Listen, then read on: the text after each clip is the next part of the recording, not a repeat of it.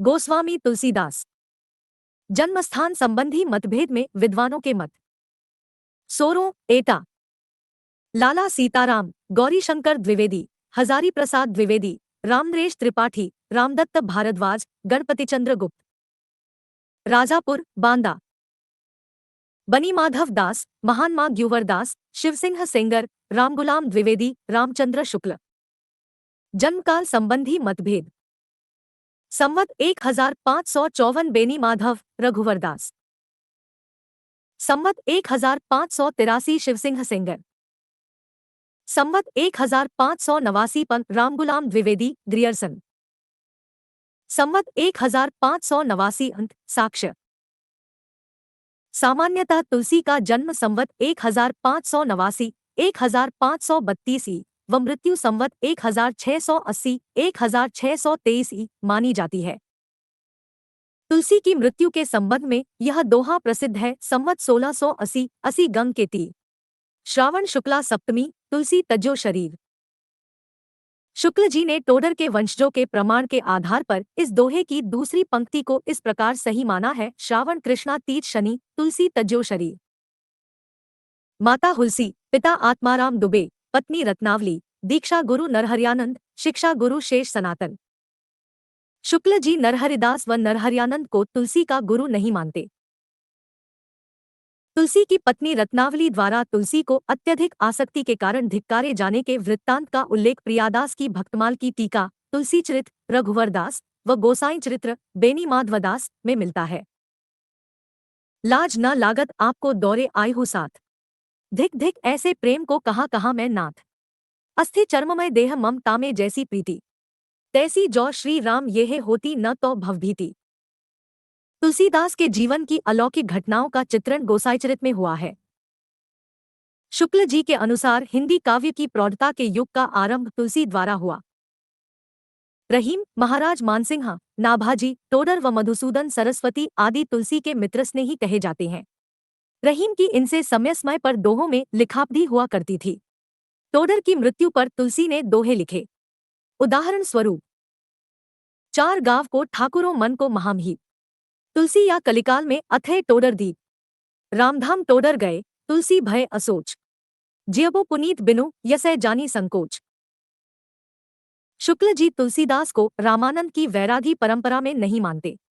वे उन्हें स्मार्त वैष्णव कहते हैं। आस्तिक व पंचदेवोपासक को स्मार्त कहते हैं। तुलसी पर विशिष्टाद्वैत व श्री संप्रदाय, रामानुजाचार्य का प्रभाव है। मधुसूदन सरस्वती ने तुलसीदास को चलता फिरता तुलसी तरु कहा। अकबर के समकालीन होते हुए भी आईने अकबरी में तुलसीदास का उल्लेख नहीं हुआ है। तुलसी ने सीता को कन्या, मां एवं राम की प्रिया के रूप में स्मरण करते हुए लिखा। जनकसुता जगजननी जानकी, अतिशय प्रिय करुणा निधान की। तुलसी की रचनाएं तुलसी के कुल 12 प्रामाणिक ग्रंथ हैं, जिनमें 5 बड़े व 7 छोटे हैं। रचनाओं का क्रम व तथ्य डॉक्टर उद्यभानु सिंह कृत तुलसी काव्य मीमांसा के अनुसार। तुलसीदास की रचनाएं। वैराग्य संदीपनी 1626 से 27, ब्रज दोहे 64, सोटे 2 और चौपाइयां 14, काव्य रूप मुक्तक। तुलसी ने इसे अखिल ज्ञान का सागर कहा है। यह ग्रंथ 4 भागों में विभाजित है। मंगलाचरण और वस्तु संकेत, संत स्वभाव का वर्णन, संत महिमा वर्णन, शांति वर्णन। रामाज्ञा प्रश्न सन 1627 से 28, अवधि दोहा 343, काव्य रूप मुक्तक। इसे रामशलाका या दोहावली रामायण भी कहते हैं। इसमें शुभाशुभ का विचार किया गया है। इसे ज्योतिष ग्रंथ माना जाता है। 7वें सर्ग के सप्तक में शकुन विचारने का ढंग दिया गया है। वाल्मीकि रामायण से प्रभावित इस रचना में 7 सदर्गों में रामकथा है। प्रत्येक सर्ग में 7 कोष्ठक व प्रत्येक कोष्ठक में 7 दोहे हैं। रामल्लान हछू सन 1628 से 29, ठेठ, अवधि सोहर 20, काव्य रूप प्रबंध। इसमें राम विवाह व यज्ञोपवीत संस्कार के समय नहछू का वर्णन है। तुलसी का श्रृंगारी व रसिक पक्ष प्रकट हुआ है। जानकी मंगल सन 1629, अवधि सोहर 216, काव्य रूप प्रबंध। खंडकाव्य राम सीता के विवाह का वर्णन। इसका आधार वाल्मीकि रामायण है। रामचरितमानस सन 1631, अवधि दोहा चौपाई 1074 कड़वक प्रबंध 7 कांडों में राम कथा का वर्णन है। पार्वती मंगल सन 1643, अवधि मंगल हरिगीतिका 164 प्रबंध खंडकाव्य, इसमें शिव पार्वती विवाह का वर्णन है। रामचरितमानस में शिव पार्वती विवाह का आधार शिव पुराण है। इसका आधार कुमार संभव कालिदास है। कृष्ण गीतावली सन 1643 से 60, ब्रजपद 61, गीतिकाव्य मुक्तक भगवान का लोकरंजक रूप। कृष्ण का बाल चरित्र, गोपिका प्रेम व मथुरा गमन, भ्रमर गीत का वर्णन है। इस रचना में पदों का प्रयोग कृष्ण काव्य परंपरा का द्योतक है। गीतावली सन 1630 से 70, व्रजपद 328, गीतिकाव्य मुक्तक रामचरित के चुने हुए प्रसंग, तुलसी का वात्सल्य वर्णन। मर्यादा पुरुष राम नहीं, हास परिहास करते, सीता के साथ हिंडोला झूलते रामा माधुर्यपूर्ण वर्णन। राम गीतावली या पदावली रामायण नाम से भी प्रसिद्ध।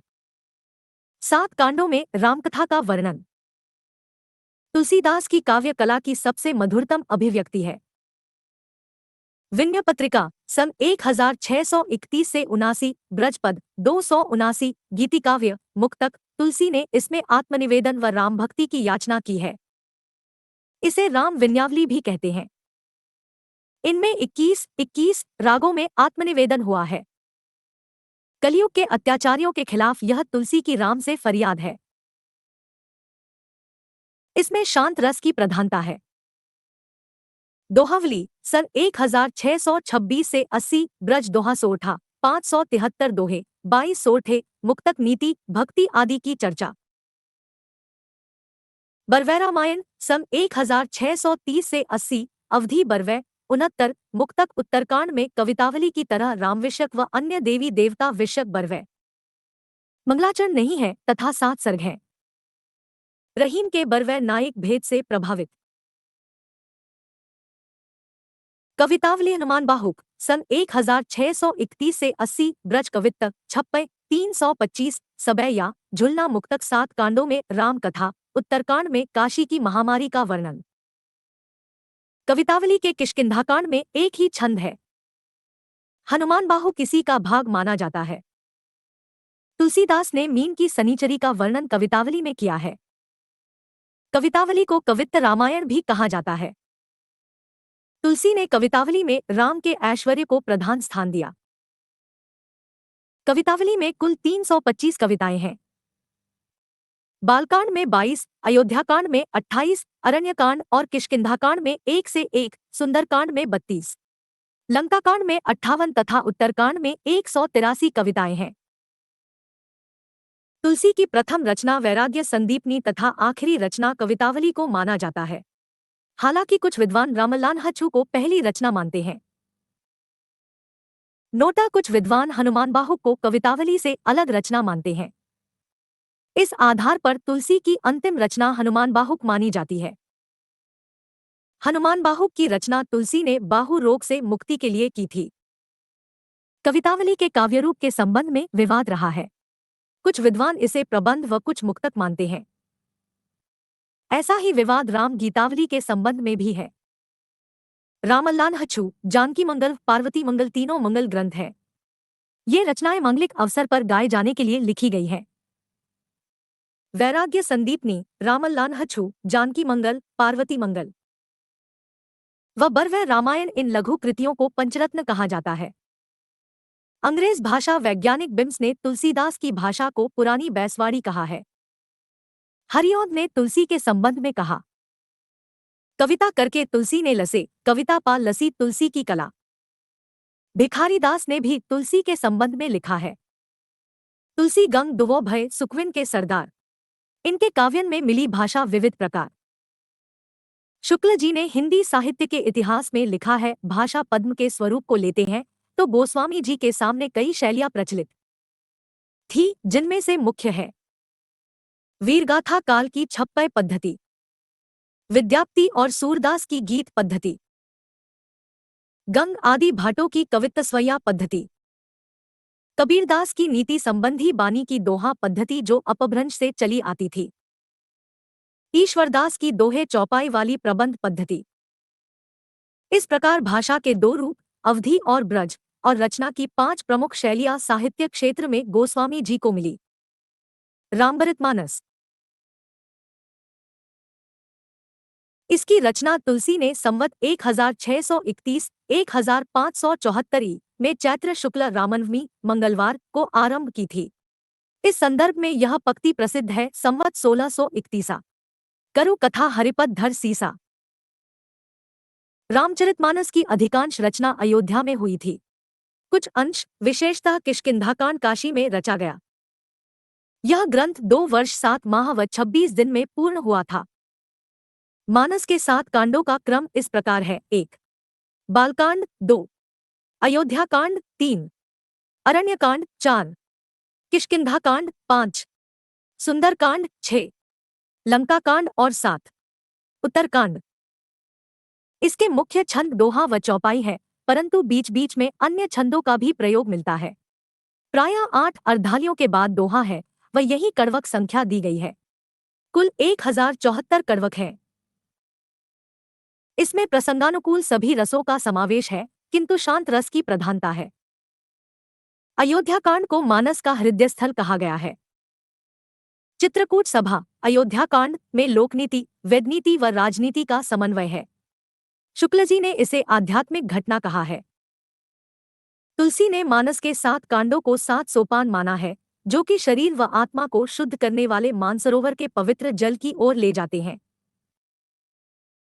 शुक्ल जी ने रामचरितमानस को लोकमंगल की साधनावस्था का काव्य माना है।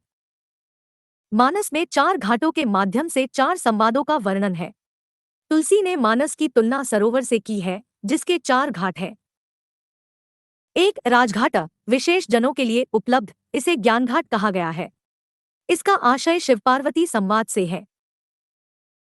2 पनघट, सती नारियों के लिए। पनघट का विशेष अर्थ है प्रणपूर्ण, सती स्त्री जो पराये पुरुष की छाया भी न स्पर्श करे, इसे उपासना घाट कहा गया है। इसका आशय काकभुशुंडी गरुड़ संवाद से है। 3 पंचायती घाट, जनसाधारण के लिए उपलब्ध, इसे कर्म घाट कहा गया है। इसका आशय याज्ञवल्क्य भारद्वाज संवाद से है। 4 गौघाट, दीनहीन सबके लिए उपलब्ध, इसे दैन्यघाट प्रपत्तिघाट कहा गया है। इसका आशय तुलसीस्कल मानस संवाद से है। मानस के 4 घाट अर्थात 4 संवादों में 4 कल्प की रामकथा है। हर घाट के माध्यम से राम को प्राप्त किया जा सकता है। मानस में सीतात्याग व शंबूक वध प्रसंग नहीं मिलते। मानस की पहली टीका रामचरणदास ने लिखी थी। मानस पर सर्वाधिक प्रभाव अध्यात्म रामायण का पड़ा।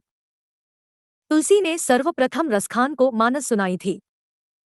मानस के विषय में रहीम ने लिखा है, रामचरितमानस विमल संतन जीवन प्राण, हिंदुवान को वेद सम यवन ही प्रकट कुरान।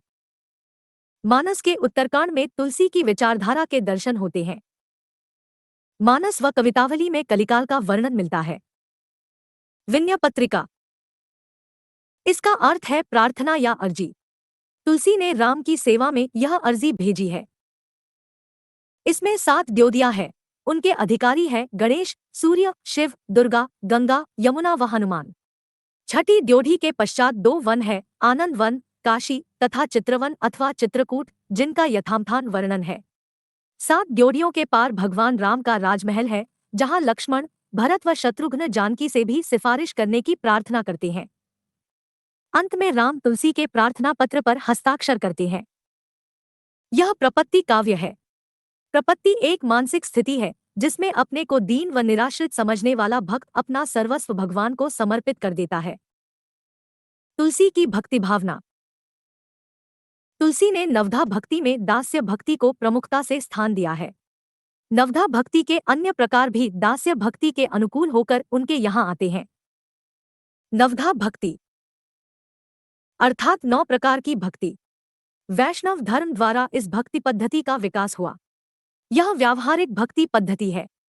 श्रीमद्भागवत में इसका वर्णन इस प्रकार है। श्रवणं कीर्तनं विष्णोः स्मरणं पादसेवन, अर्चन वंदनं दास्यं सख्यमात्मनिवेदन।